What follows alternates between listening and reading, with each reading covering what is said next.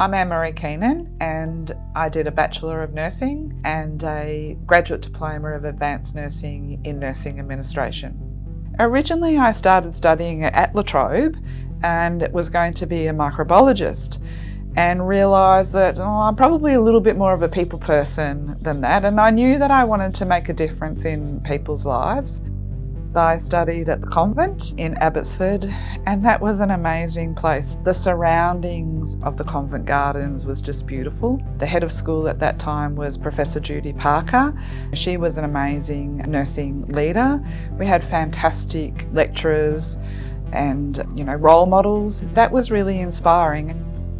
I think what still excites me about nursing and midwifery is you're with people at their most vulnerable, but also at some really positive times in their lives. And one of my favourite quotes is by Maya Angelou. People won't remember what you said to them, but they'll remember how you've made them feel. It is about when you're in the room or in the cubicle with them, that they feel like you are the most important person to them at the moment, no matter all of the other activities that you need to tick off that day. And then there's been times when I'll be down at the supermarket and a person would come up to, "Oh, sister, it's so nice to see you." And they'd tell you this story about how they had recovered. It was just so lovely to actually see people back living their best lives again.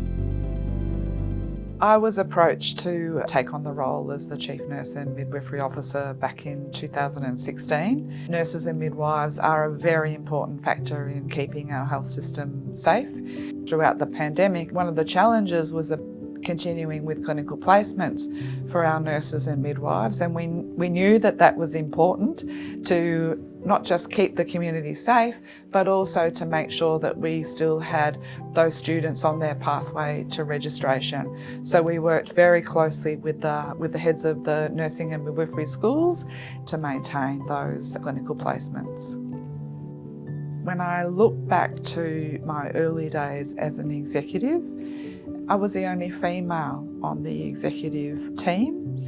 So that was a challenge at times to get my voice heard. As a female, as you progress through your career and have children, do you take that next step of responsibility? The way in which my partner and I have worked through that is to see things as a joint adventure and support each other through that.